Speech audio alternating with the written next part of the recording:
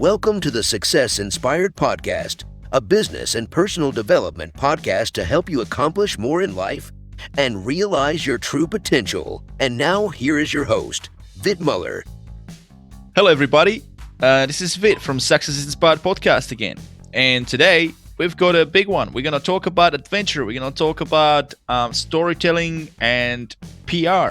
Let me introduce you to my guest today. My guest today is a lover of travel who wanted to escape the 9-to-5 rat race of a corporate job. She knew there was more in life, so she became a sailor and traveled the world across the oceans and became a freelance writer. Fast forward now, a successful owner of a PR and communications agency who helps adventurers and travel-based individuals and companies to build their empires to the next level so they can maintain their lifestyle.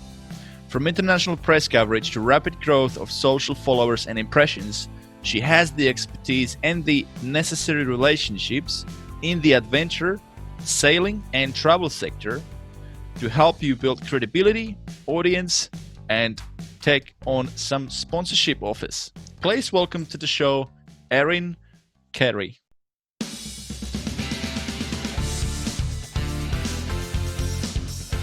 Hi, Vit. How are you? Hi, Carey. Did I say your last name right? Yeah, Erin Carey. Yep, it's a bit of a mouthful when you say it fast, so I like to Erin Carey. Awesome. Wow, so you've done a lot of things I was checking a LinkedIn from working in defense to now, having this PR agency, and then there was something in between that happened as well, right? To sort of have that That's right. There was a catalyst in between that made it all happen, because if had that have not happened, maybe I would still be working in defense. I'd like to think not. But yeah, we decided to take a sabbatical, I guess you would call it, and it completely changed our lives. What led to that? So the sabbatical, you're referring to that sailing across the ocean for... That's right, yeah. We are still, I guess, your regular family in the suburbs. I've got a husband and 3 boys. Mm-hmm. At the time, they were like probably 1, 5 and 6, something around those ages. And we were just watching Netflix one night because we both worked full-time, lived a really normal life. And somehow we stumbled upon Laura Decker's documentary, and it was about the story of her sailing around the world, Maiden Trip, I believe it's called. And yeah, I wasn't even intending on watching it. We're not sailors. My dad was a sailor of dinghies on an inland lake in Wagga Wagga in New South Wales, and I got roped along and had to go with him to learn to sail classes. And I remember all the cool kids were in the speedboats, and I was mortified to be having to be in Dad's daggy little sailboat. Sorry, Dad. And it wasn't because of that. Well, maybe it was subconsciously, but I didn't enjoy sailing when I was a child. So I certainly never thought when I grow up I'm going to go sail around the world.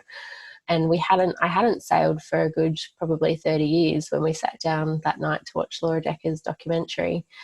But something in that documentary just completely spoke to both my husband and I, which is pretty strange that, something would really resonate with the both of us, because it would make sense that maybe one person would watch that.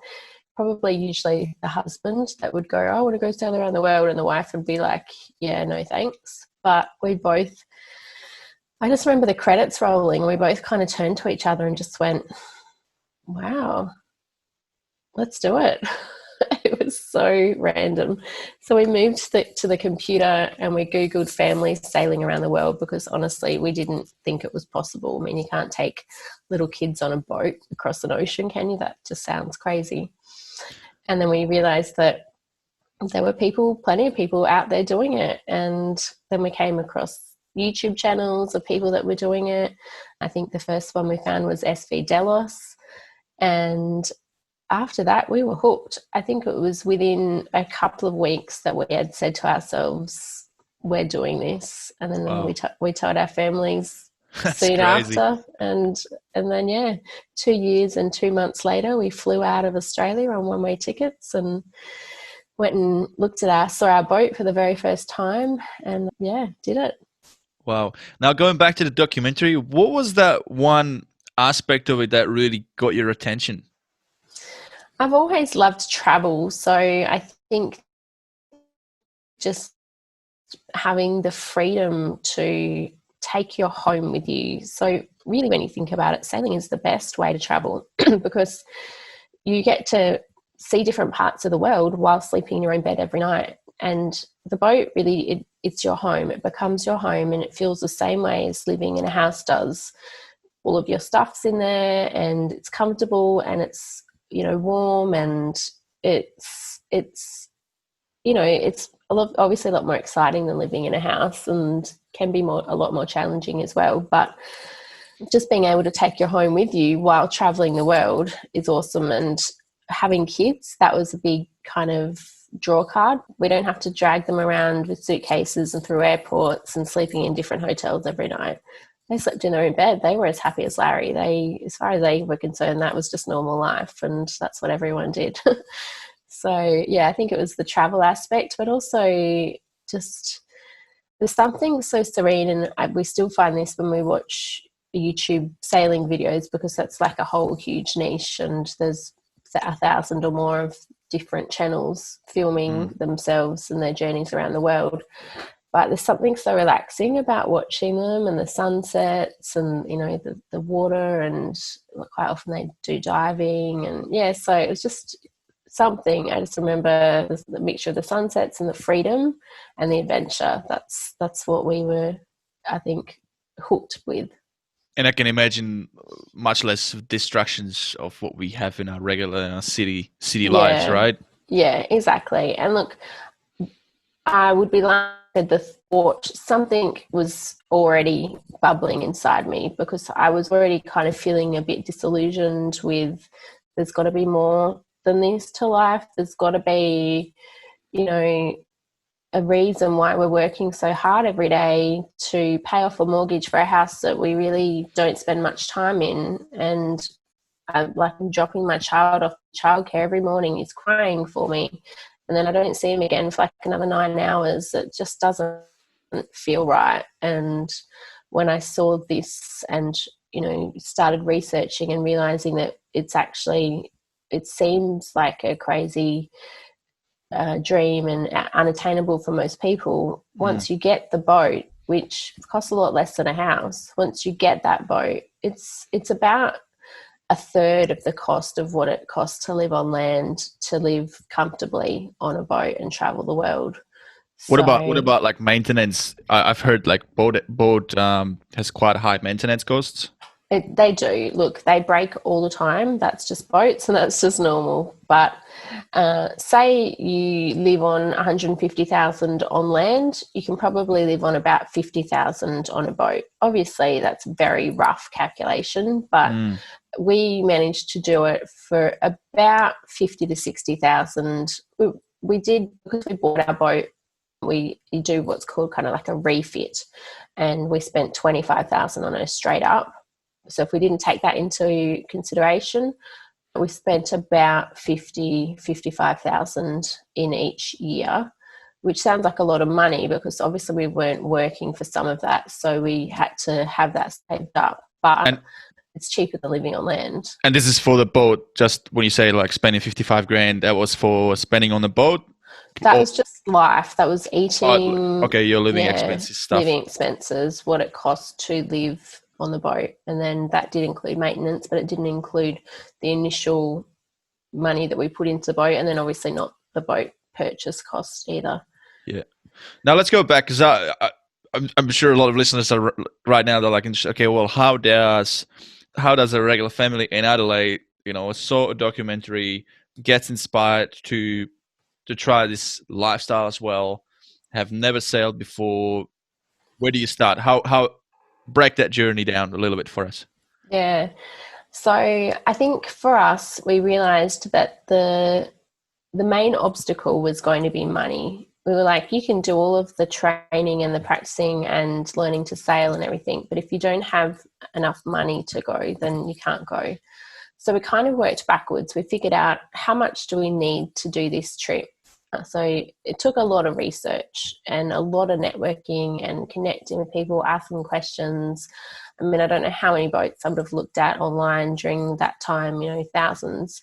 But eventually we kind of came up with a figure with, okay, we want this kind of boat. It's going to cost us X amount of money. So I think we paid 90,000 US for our boat. And that was for an older boat, but she was a solid blue water boat. So she wasn't going to be the latest and greatest, but she was solid and safe and, nice and big, good enough for what we needed.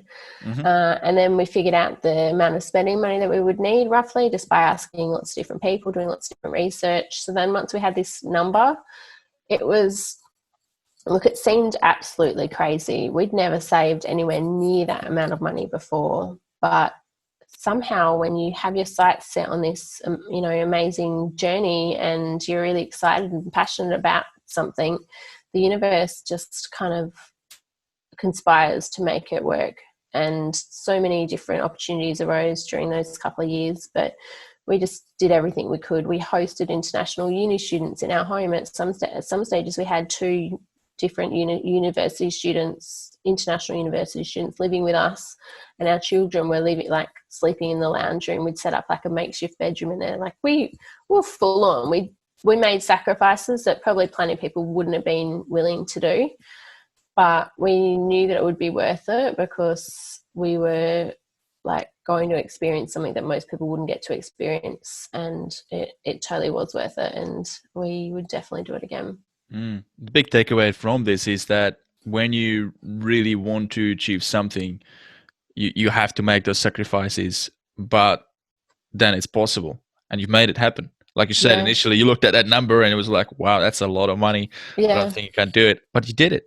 Yeah, we did it. And I still amazing. Kind of pinch myself that we did pull it off, and we've been and gone and we're back now and nothing went wrong and everything worked out amazingly well. All the kids came back alive, so that's a positive. Yeah, so it was awesome. Now you were budgeting for how long? For a year trip? So in 2 years we wanted to last. Okay, so 2 years, boat, the expenses to get there, to buy the boat, your living expenses, which I'm interested to know about. Mm-hmm. So 2 years budget. What was that number like, if you don't mind me asking? Good question. When we arrived with $110,000 in our bank account. So for little old normal people, that was just like, oh my God, we've got $110,000 in our bank account. That's crazy.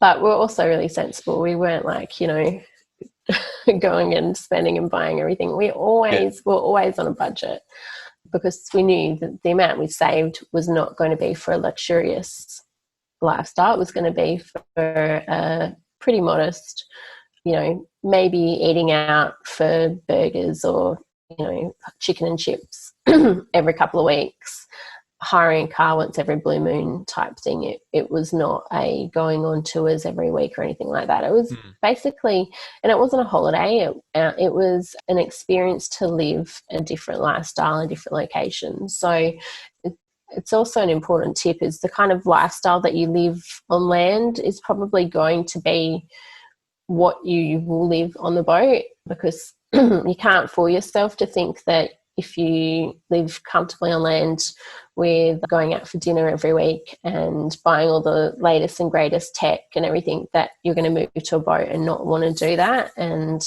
so that's just also another good thing for people to keep in mind, is usually you've got a standard, and that's the standard that you maintain on the boat, even if you are hoping that you'll do it for less. Mm-hmm. So, we live a pretty modest lifestyle in Adelaide, so we kind of just continued to live the way we lived over on the boat. And when we arrived, we had that 110,000 in the bank, and it went down faster than we expected. So by about the 12-month mark, I was like, well, we need to figure something out, because we're not going to last another year. And that's just shows that living on a boat does cost more than you expect. Basically, living on a boat costs everything that you have. And whether that's like a tiny amount or a large amount, people always seem to make it work. They spend every cent they have and then a little bit more. So, yeah. What were some of the expenses that, obviously, like you said, living on the boat, similar to like living on the land, like, you're eating your breakfast, your regular meals, or cooking, so your groceries. Also, I'm interested to know, how do you go about groceries? Because I would imagine if you're on a boat, you might have a more extended period of the day of the time that you're not accessing, fresh produce. But what did I was going to say? Well, yeah. So what are some of the other expenses that people wouldn't think to consider? Well, we need to pay for fuel. So in order to run our generator, which our water maker runs off. So we have a water maker on the boat, which desalinates salt water and turns it into fresh water, which is really cool. Pretty handy. Yeah, but to run that, we need to run our generator. So to run the generator, it's an engine that needs fuel. So I think to fill up our boat was like $600, like crazy. It's not like the old $60 that you fill up your car with back home. But that would also last about, 5-6 months. So there's that expense. There were things that would just break. And there's a saying in the boating world that BOAT, BOAT, stands for bring out another 1,000. Yeah, that works. Bring out another 1,000. Basically, every time something broke on a boat, you'd be pretty much guaranteed it'd cost you $1,000. Which, in land life, that's just crazy. That's a huge amount of money, and it is a huge amount of money. But even with all of those expenses, it still costs less than land because, we rented out our home, so that mortgage was taken care of with rent. But I don't know, since coming home, we were like, oh my God, living on land, it costs so much. You don't have a car, so you don't have any of the car expenses. You don't have, the regos of fuels and all that kind of thing, or insurance. Insurance is a huge thing that on land. You've got health insurance, car insurance, like house insurance, contents insurance. We didn't have any of that. Well, we kind of did, but let's say that was all kind of covered by the rent. Take that out of the picture because not everyone will have a house, and a lot of people sell their house to go and do it. We also didn't get sick very often, and since coming back to land, and it was the same before we went away, we were sick all the time. And I don't know if it's because we've got young kids or it's just the way that life is back here, the rushing and the stress, but there's always doctor's appointments to go to. My son's going to the naturopath at the moment, so all of the potions and pills that you fork out for that. So there was all the health savings that we didn't have. We had boat insurance, obviously, but that was just like a one-off payment.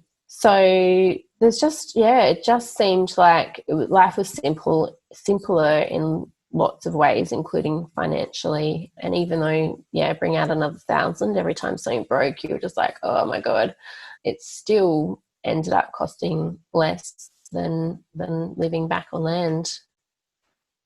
And so no regrets?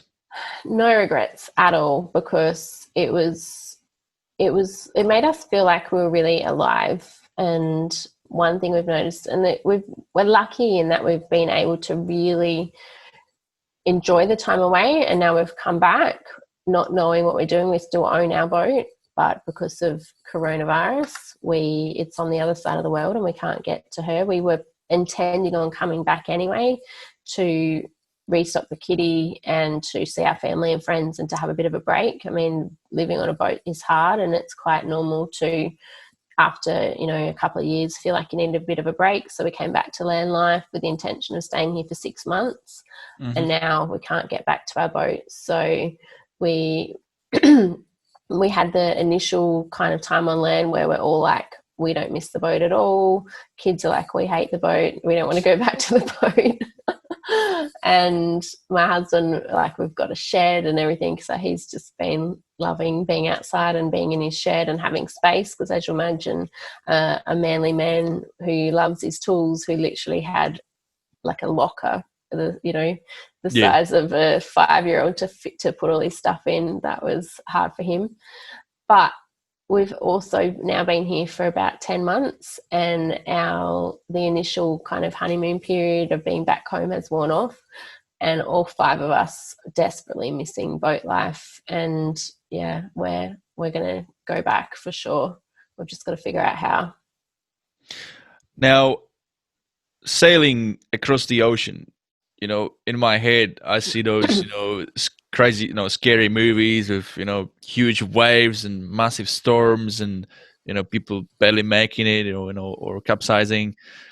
Have you experienced anything like that? No. Would you believe that I never once felt scared or endangered the whole time we were living on a boat?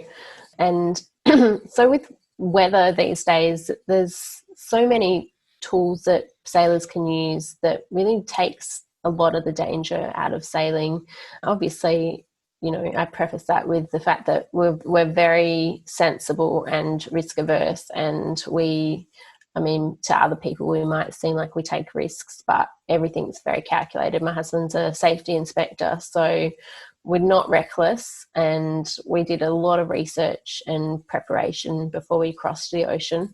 But we also employed the help of a weather router who basically, we had a satellite phone, and every day he would, twice a day, contact us and send us the weather. And he'd send us waypoints, which we would then type into our chart plotter, and basically it would just be kind of like doing a dot to dot across the ocean. We'd follow the dots, knowing that he was taking us around any weather systems and kept us safe, basically. So, excuse me, with technology these days, it's really quite safe, and you can avoid most bad weather.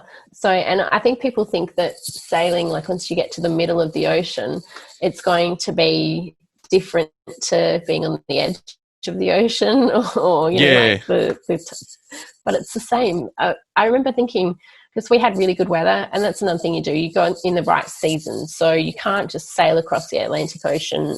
And we went west to east, which is a little bit more challenging, and not as many people go west to east. But so we went from the Caribbean across to the Azores, which are these tiny little islands, basically about, I think, 900 miles off the coast of Portugal. So they're Portuguese islands, and they are like paradise. They're the most beautiful islands you'll ever see in your life. Rolling green hills and like European villages, cobblestones and churches, and like the fattest, healthiest cows you've ever seen. Just paradise. But anyway, we were crossing that way in the exact right season. So we did all of our research, looked at, you can get charts that tell you the weather and weather patterns for the last 100 years. And so, you're pretty certain that you're going to be okay weather-wise, and then you add in the weather router who's going to direct you safely across into the right way.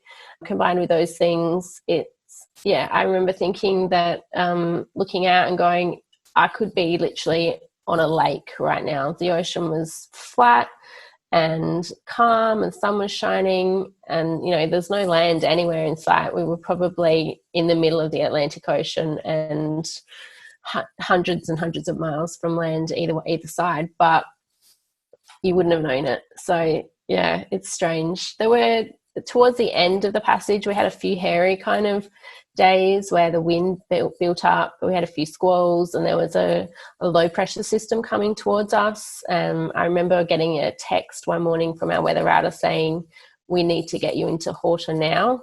And we're just like, shit. So we, turn on the engine or went full steam ahead, because we were now racing against beating this low pressure system that was going to come and bring a storm with it.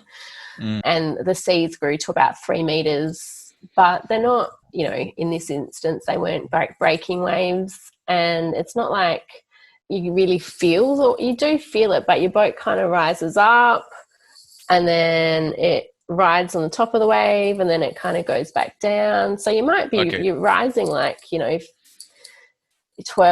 meters, so whatever that is in feet, into the air, but it doesn't feel like that. And our boat had also crossed the Atlantic 7 times before, so not with us but with its previous owners. So it's been proved and tested. We had faith in her. We felt safe for sure. They kind of become like a family member in a way. So none of those crazy big waves that are about to break and fall on you, none of that? No, none of that. Yeah. Excellent. Wow. So That's amazing. And the lifestyle, that's very actually appealing to me, and I believe to a lot of listeners. So listening to your story, like how you've done it, and you didn't really had any prior experience with, with a bit of sailing, but just to show that anybody can do it. So if anybody feels inspired by listening to your story right now, they can now go and do it. Yeah, You did it. exactly. We're a regular family. I mean, what my husband had going for him is that he's handy. So, it will make life a lot easier if you are a handy person, because you have to, unless you're loaded, you have to fix everything yourself. So if you're in the middle of the ocean and your engine stops working, you need to figure out how to solve the problem. You need to have some skills, yeah. Yeah, so you got to have some hand skills, or you just have to be really, really determined and figure it out and learn how to do everything. So it can be done. There are plenty of women who are single-handing, which means living on the boat, sailing the boat by themselves. There are plenty of women out there doing it by themselves, and I just think, wow, they're amazing. And the first thing I think is I couldn't do that, but then I'm like, you know what, I probably could. I would just have a lot to learn. But yeah, and really, if you want to do it, you'll figure a way. And you can turn it into an interesting lifestyle business as well, right? Like I've got a friend who I've met when I was living in Greece back when I was like 17. I was doing my apprenticeship as a chef there, to become a cook there. And it was a privately owned hotel on one of the small islands. Sorry, what do you call it? Kalkidiki, the bit of the Greece. Anyway, it was a small family-owned hotel which mostly had German tourists, German guests staying, and they had private beach. And there was a sailing boat that was owned by somebody who wasn't really affiliated with the hotel, but had a deal to be able to stay there. And he just lived on the boat. He was just him and his dog. And it was obviously Mediterranean Sea, and the way he made money, he would just take the tourists for little trips. Every other day, he would make enough money to pay his expenses and make a bit of money. Yeah. But otherwise, yeah, that was his home. That's what he did. Depending on the season, he moved to different coasts. Maybe down to Africa. During the winter season, and that's what he did. So. Absolutely. There are a lot of ways to make money while sailing, and I think that is probably the secret to success if you want to make this like a long-term thing and not do what we did and have it as a sabbatical, even though I did figure out a way to make money towards the end, and that's what we'll use, and we'll talk about that afterwards. That's what we use to go back to the boat next time. But I now have clients who are all doing similar things. So sailing Wildside, they're a charter boat, and so they're a couple that live on their beautiful catamaran in the Caribbean, and the boat is their home, and so they're owner operated, which means that guests come aboard their boat and then they take them on this awesome adventure for a week or two around the Caribbean. And then I've got another client called Ocean Passages. They're a young, really inspirational couple who have created a business out of teaching people how to sail, but not just like learn to sail lessons. They're running full-on offshore sailing expeditions where they take people across oceans and on, really cool adventures. And because, the thought of crossing an ocean to some people, if you're into that kind of thing, is really, like, for me, it was a bucket list item. It wasn't before I knew about it, but once we started researching it, I was like, I just want to cross an ocean. Mm-hmm. So we could have just sailed up and down the Caribbean island chain, and that would have been completely amazing. But both of us felt that we really wanted to cross an ocean. So it is something that a lot of people just want to do.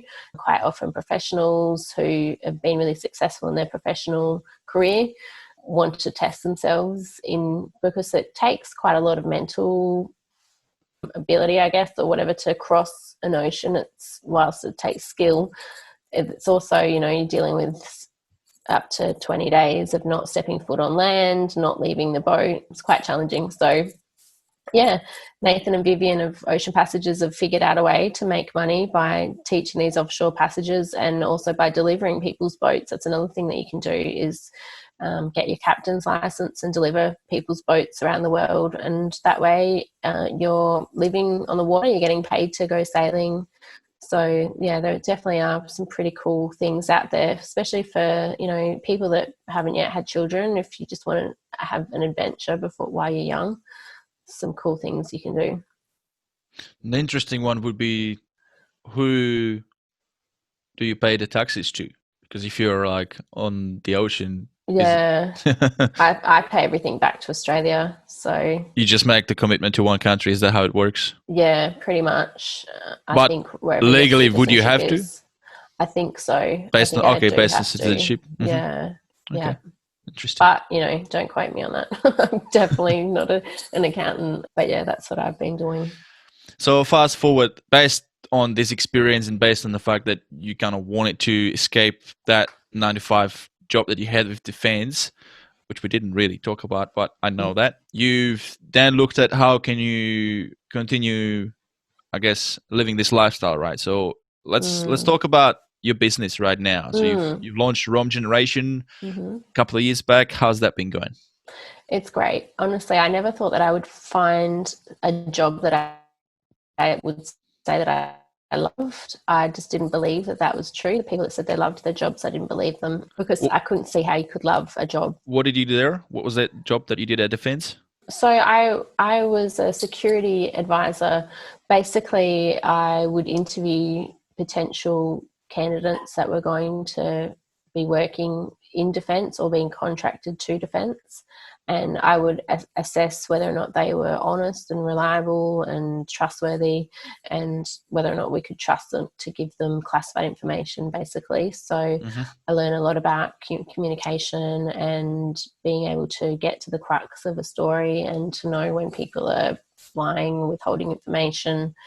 So it was like an interesting job, and I certainly heard a lot of crazy stories over the years, but it was just a job, you know, and that's fine. I don't think, you know, that everyone at every point in their life can find what they love, but I feel lucky that I have, and it was through going on our adventure that I did.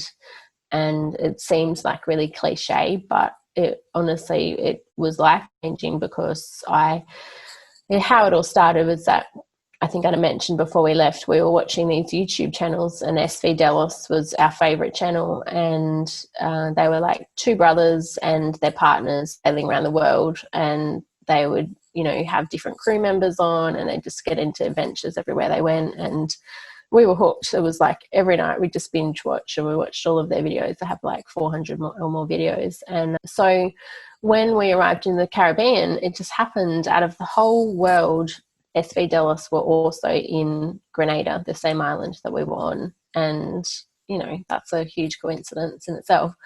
And so I was looking out for them everywhere. Every time I went to the supermarket, I was like, oh, we've got to bump into them. This is a small island. And yeah, as it happens, they were at the supermarket one day when we were there, and I pushed the kids forward. And I'm like, go and say hello. I'm like, no, Mum, you go and say hello. So anyway, I built up the courage and went and said hi. And, you know, they were just as nice as they were in their video. Amazing.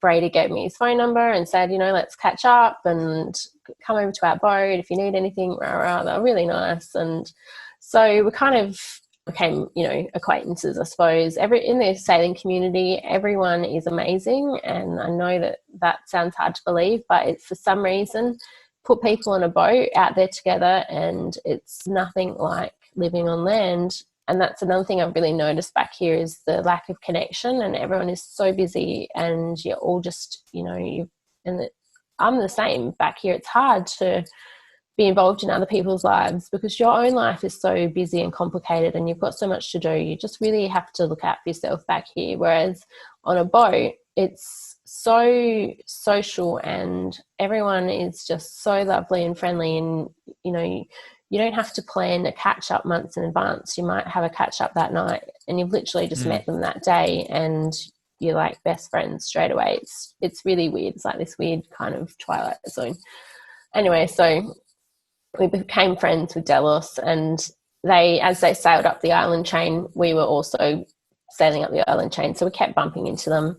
And by about the 12-month mark, I had figured out that we were going to run out of money sooner rather than later. And I decided like I racked my brain, what skills do I have? What can I do to earn money out here? And I remember I kept saying, oh, it can't be that hard. We don't even need that much money. Like, you know, you can think about what you would settle to earn at home. Everyone's kind of got a limit. You know, I wouldn't work for less than X amount of dollars. That amount on a boat was way less. It's like, I would be happy earning 30 grand a year. I just need to figure something out. It can't be that hard. And the one thing that I was doing was keeping a Facebook page, Sailing to Rome, and I'd built all these followers, and they kept telling me, you know, we love your writing, you should write a book, you should get into writing. I was like, well, you know, I never thought of myself as being good enough to be a writer. I'm a terrible speller, which is quite funny now because my son is also a terrible speller, and I say to him, honey, I'm getting paid as a writer, so don't stress, okay, you'll get there.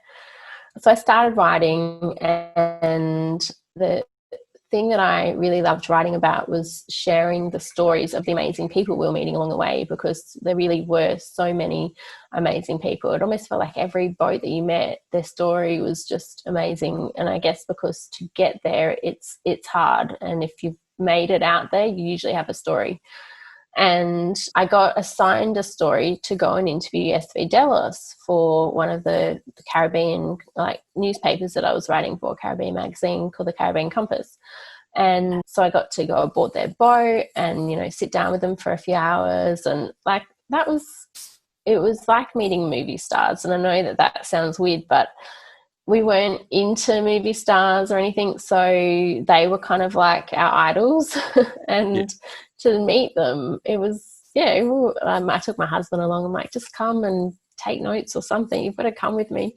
And he was like loving it. And we're both nervous and, you know, interviewing them. And they were just so down to earth and so nice, exactly like they are in their videos. It was a real pinch yourself moment, because to think like we sat there so many nights and watched these guys on the TV screen, and we were now meeting them, and then I'm doing an interview and writing about them.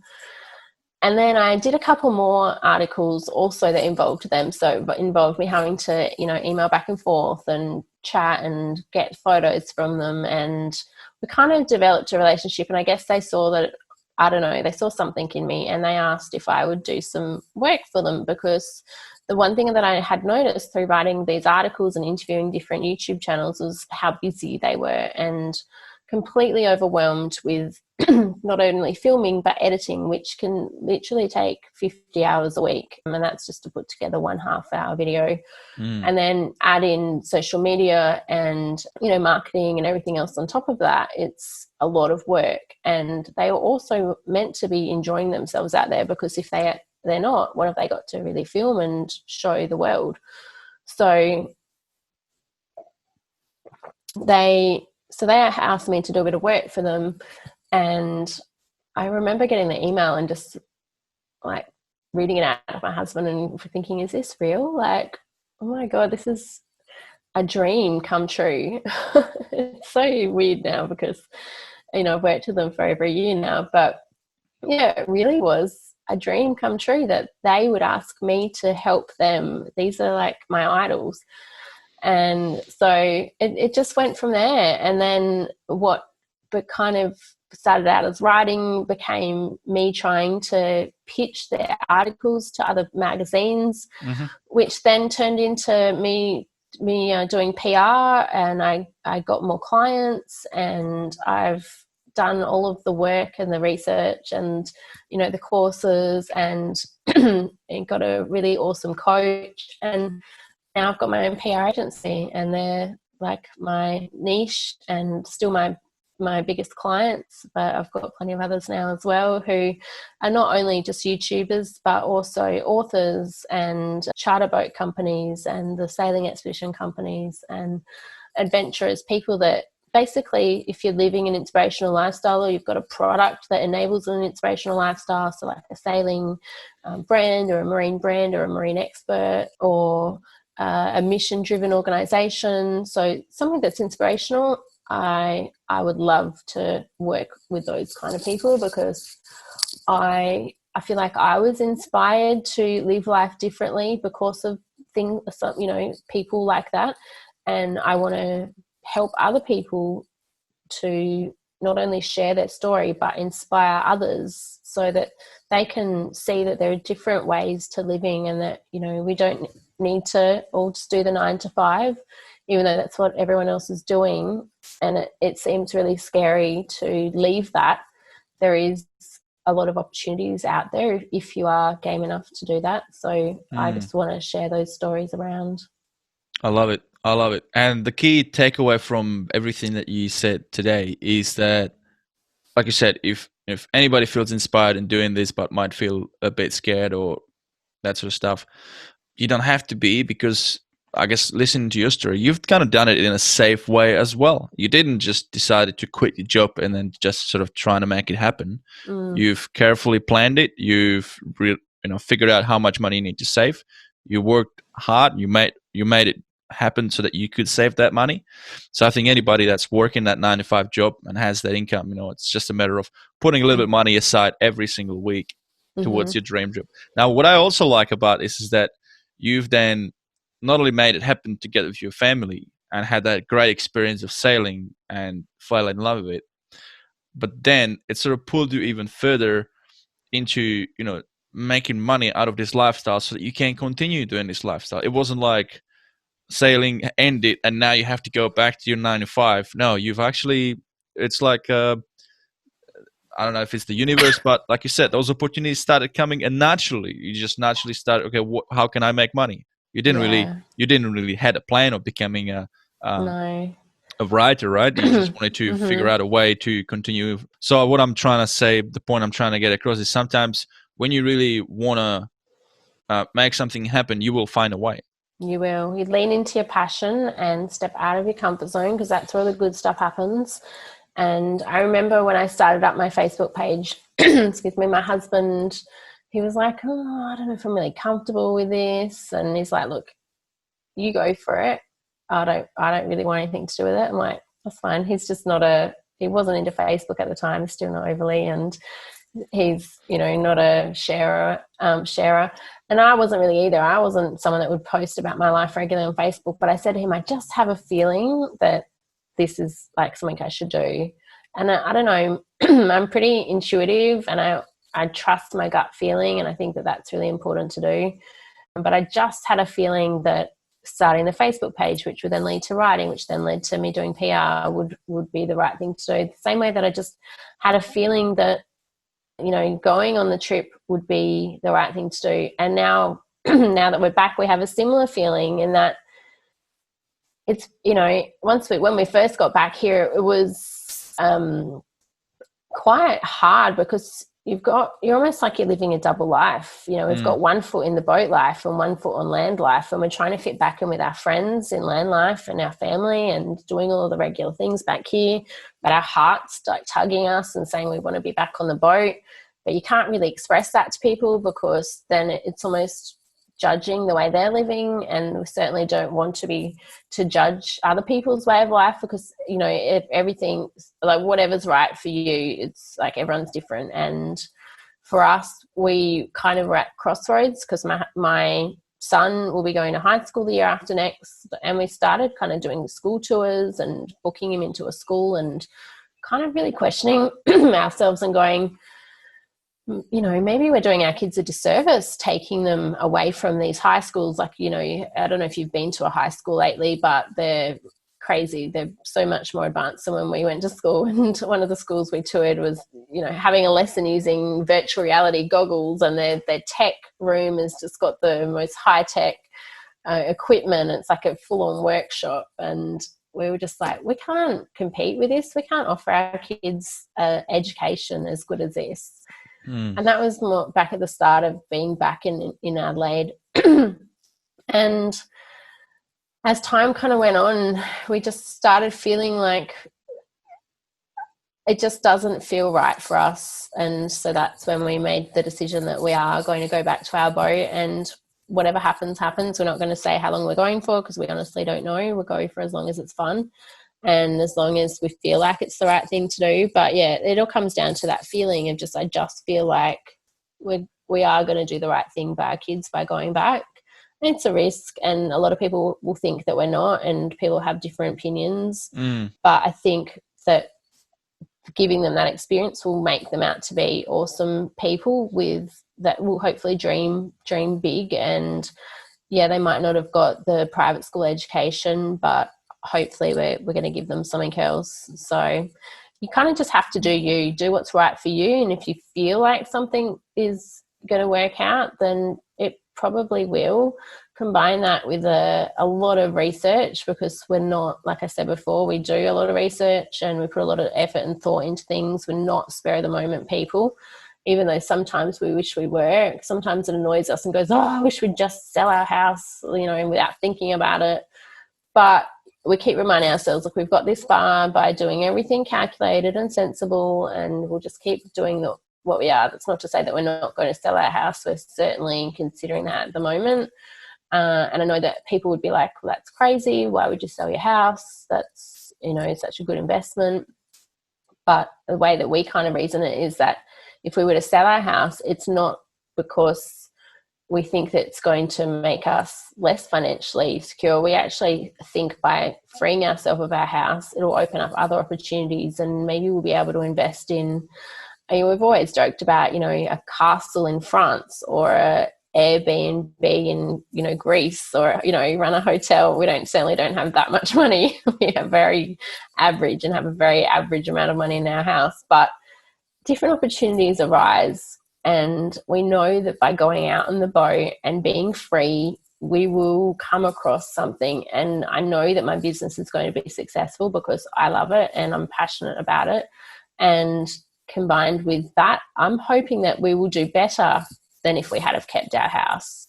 And I think that that's, again, something that we have to be okay with and know that other people are not necessarily going to agree, but you can't let other people's kind of opinions or expectations or society's expectations stop you from doing something if you feel like what you're doing is the right thing. Well, we only live one life, and you got to live in the way that when you're on the deathbed, you look back, you don't have any regrets, that you really went for it and lived your life to your desire to really fulfill those passions. So it sounds like you're on the right path. It sounds like, with your business, I think it's doable. Your business is like not really depending on location, is it? You can just run it from your laptop anywhere, as long as you got an internet connection. On that point, what do you deal with? How do you deal with that? You have like a satellite internet connection on the boat or something like that? No, but I mean, besides those 3 weeks when we were crossing the Atlantic Ocean, we have internet everywhere. Internet's like worldwide now, and it was almost like we're living on a waterfront apartment, albeit a very small one that wasn't luxurious. But we're only ever a couple of 100 meters offshore, so I would just buy a SIM card everywhere we went. And then hotspot it to my computer. It's not ideal. It can be a pain at times, but I think when we go back, we're going to head towards Europe, where I expect the internet will be even better.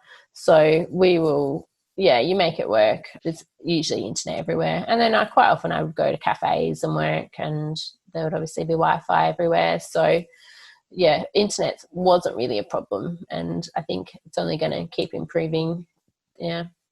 Now, let's talk about your business a little bit as well, just to finalize this, because there's also a power of delegation. And I know that at the beginning you said to me that you also outsource people. So at those times, like when you're, low on internet, or, you're doing certain things that you can, but I would imagine, certain other things might be more production heavy, like maybe editing videos and things like that. And that's something you can outsource, right?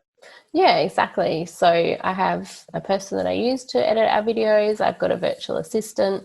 We're kind of like worldwide. So my virtual assistant's in the Philippines, and my video editing guy's in South Africa. And then I have other people that help me with freelance writing, copywriting, and they're in America, and one's in Australia. So I've got people all over the world, and together we make up this really cool team. And they're all also like boat related people. So people that understand the lifestyle and understand the challenges that my clients face. So that's really been really nice to be able to find people like that to be able to help me in my business. But as for like the PR side of things, I keep all of that kind of in-house, and that's kind of my jam, and now what I love doing.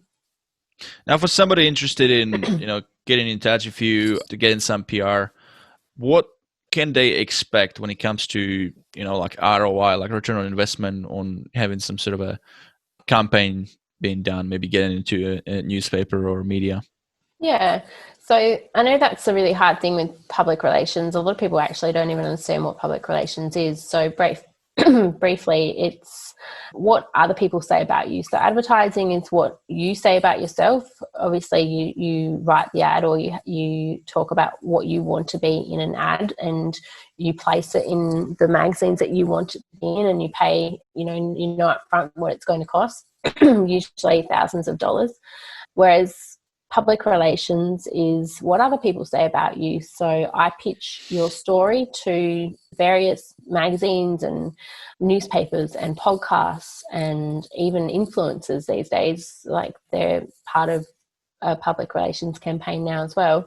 And they write a story about you. So they might interview you, or they'll look at all of your videos or your books or whatever and come up with a story, and you can't really control what they're going to say about you. And so when it's published, it's very credible because you haven't told them what to write about you. And so if they say really great things about you, then people are going to listen. And it's almost like a review, when we're booking, I don't know about you, but if I'm ever booking an Airbnb, I'm going to troll those reviews because I want to get the absolute best place I can get. Absolutely. For the least amount of money. And it's similar. People trust PR. And when you said about return on investment, so for example, I got my clients in Insider, and that's like 6 million people. They've been on CNN this month. They were on a website called Baby Gaga. And that's the beauty of it. You can reach audiences that you wouldn't normally reach, because you wouldn't normally think to advertise in a baby and parenting magazine.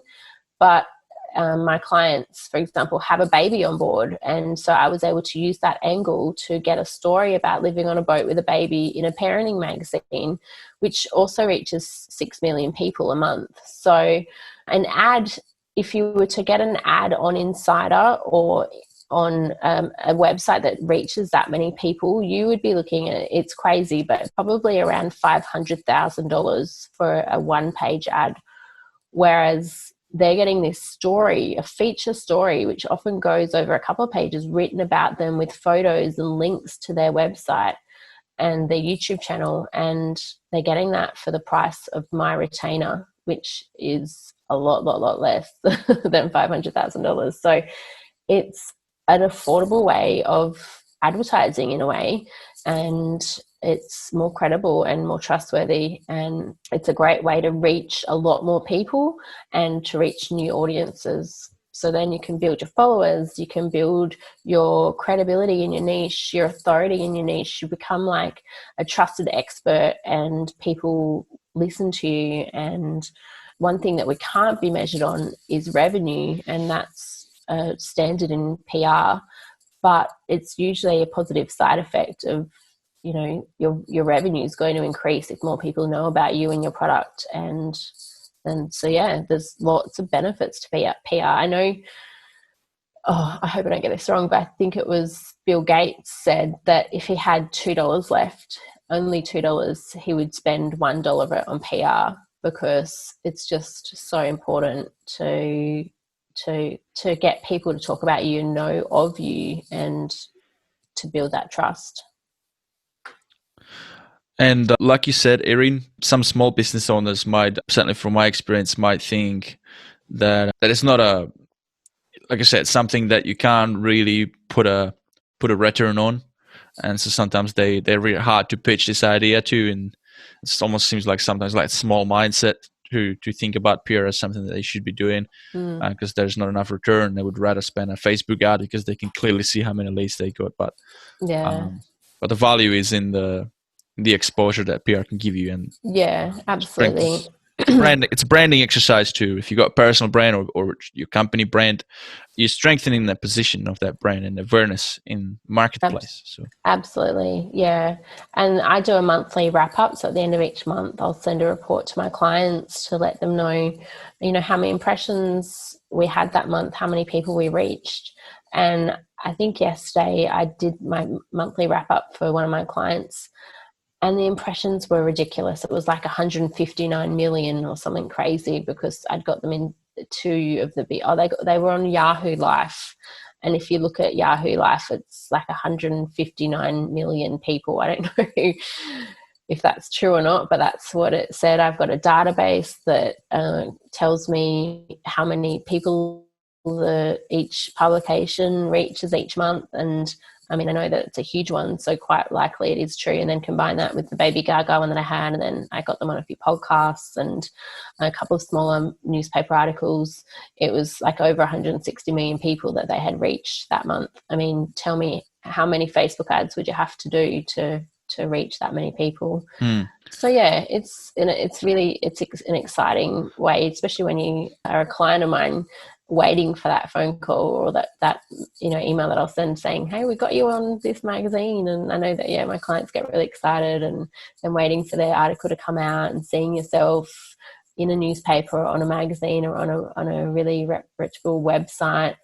It's exciting, and you really feel like you're building your business. And then you've got those clips, and that's the best part, and those logos to then display on your website. And continue using that for your credibility. So you can then share it on social media, and so many things that you can then do to leverage those results, which then keep building on itself. And like, press is really cumulative as well. It builds on itself. So, you start getting one, and then it kind of snowballs, and eventually before you know it, you're like Insider wants you, and then Daily Mail picks you up, and then the Huffington Post, and it's just it's pretty cool that way as well. And I guess the other indicator that you could see is as a return, not just the impressions, but if you just been published in a big big outlet, like you said, maybe Yahoo Live, where it has millions of impressions, you might be able to then see it in like a spike in your subscriber growth and your social media channels, or maybe increase in sales for that period of time, things like that, right? So while you can't directly attribute and say clearly it's because of that, you can't really like prove it or link it with numbers to specific customers, although you can, because you can ask them. But nevertheless, it's very, very powerful. It is. It certainly is. And there are things that you can set up, and I'm not real tech minded, so I don't know, this is something my clients do, but you can tell if people have come from certain websites. So you can measure how many click-throughs you get and that type of thing as well. Erin, it's been amazing having you on the show, and we've covered so much, and I'm sure we could go a bit more in depth and talk about PR and your business and what you do now and the successes that you've had. But for the sake of the show, I also like to keep it to an hour. So how about we look at maybe tackling another episode in a few months' time, so we can follow up on that. Everything that you said today was very inspirational, and I hope that you guys listening are getting a lot of value out of this episode. And if you're thinking about either starting a new lifestyle and living on the boat, you can visit Erin's website, which is called roamgeneration.com/my-story, where Erin has her story in a bit more depth about how she started that selling experience. Also, if you're a business owner, a personal brand, speaker, coach, anybody, or adventure, or specifically to your niche, I guess I should say, adventure, somebody who loves to travel and is building that personal brand, or has that personal brand and wants to get some PR done, then definitely get in touch with Erin as well. Now, we've been able to secure a little deal for you guys, for the listeners of this podcast. What is it again, Erin? Just I don't want to make sure I can say it right. So I normally work on a 6-month retainer. That's not set in stone. So if you're not comfortable with that, we can certainly negotiate. But for the first 3 months of that retainer, I want to offer your listeners 20% off. So after the 3 months, it will revert to the normal price. But for the first 3 months, 20% off my retainer price. For the PR services. Yeah, for PR. Yeah. That's excellent. Yeah. Now, other than your website, which I've mentioned, roamgeneration.com, how else can people reach out to you, Erin? Yeah, sure. So my email is admin@roamgeneration.com, and then Instagram and Facebook, my handle is also roamgeneration. So pretty much just Google Roam Generation and it'll come up. Yeah. Consistent branding. So important, guys. If you guys listening as well, important to have that consistent brand name in your, what do you call it? Not tagline, your username across your social media channels. Lock that in. It was definitely very important to me. Everything I came up with was not available, and I'm like, I don't want any weird .net or whatever. So yeah, but fun fact was actually the name of our boat. So that's where Roam came from, and that word is just really important to me, and it means a lot because of traveling, and it was actually like our theme song for one of our trips 20 years ago or something. So yeah, Roam is the name of our boat, and that's how I came up with Roam Generation. That's my business name. So it's not just some name. It's really, there's a emotional attachment. There's a story behind it. I love it. Yeah. I love it. Excellent. Erin, thank you again for being on the show today. It was great talking to you, getting to know a bit more about your story and what you do. You have a great rest of your day, and I look forward to hear from you soon about your upcoming adventures. I'd like to look at maybe following up and have another conversation in a few months' time. Yeah, that would be great. Thank you so much for having me, Vic, and enjoy your Saturday. It's nice and sunny here, so I think I'm going to go for a walk. Nice. Awesome. We'll do that. All right. See ya. Thanks. Bye.